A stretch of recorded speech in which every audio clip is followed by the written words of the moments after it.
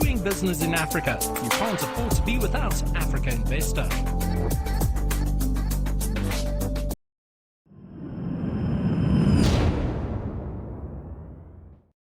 We talk a lot about adding value to our resources and our endowments, and then accessing, the $10 trillion per annum and growing global green industrial economy. And a number of colleagues here, we've just formed a partnership as the SMI Africa Council with some of the larger demand coalition networks like First Movers Coalition, Clean Energy Buyers Alliance, Energy Peace Partners, and a number of others.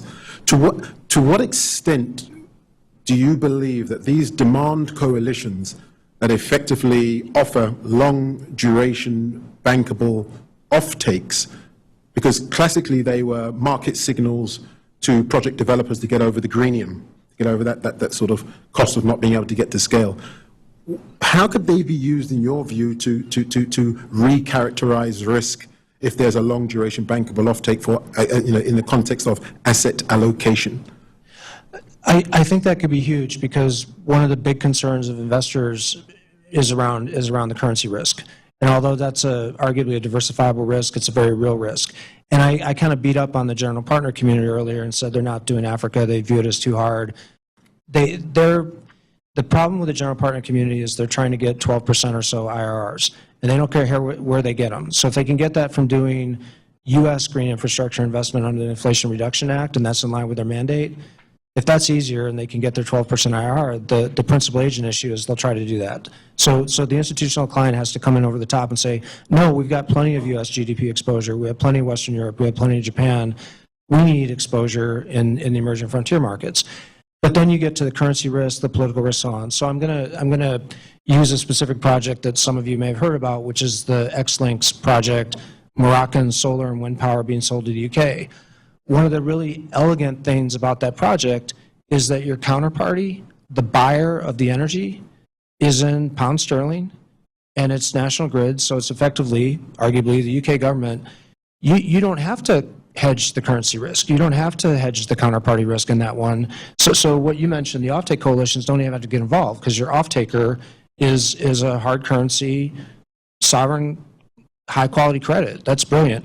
In many other deals, you're producing green hydrogen for export, you're somehow trying to get energy to global markets or even to local markets. That's where the offtake coalitions could come in to effectively do the same thing. Say, if you're going to invest hard currency and take this very high degree of currency risk and counterparty risk and so on, we'll come in over the top as another instrument besides political risk insurance, trade finance insurance, credit enhancement insurance, but a much more economic hedge. We'll do a contract for difference. We'll do something that effectively guarantees a price. And now the project just has to produce, because those other risks have been mitigated by the offtake coalition setting in and putting a collar around that. So doable.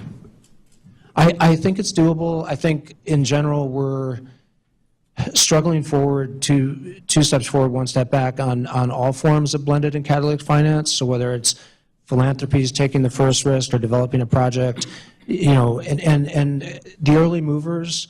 So again, I beat up on the GP community early on. To the extent any institutional investors in the room or any of your members do Fund 1 that focuses on Africa green infrastructure, lots of other investors are going to wait for Fund 2, Fund 3. They want to see the track record of Fund 1. If you're doing Fund 1, our research would say you'll get a better return, because Fund 1s with good teams tend to outperform Fund 2 and Fund 3, where they raise a lot more assets and aren't as hungry.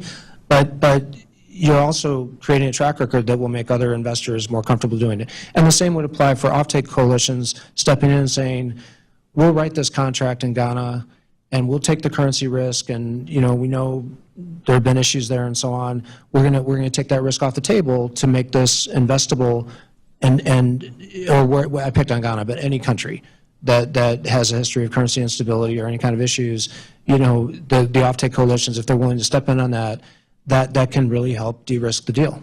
Doing business in Africa. You can't afford to be without Africa Investor.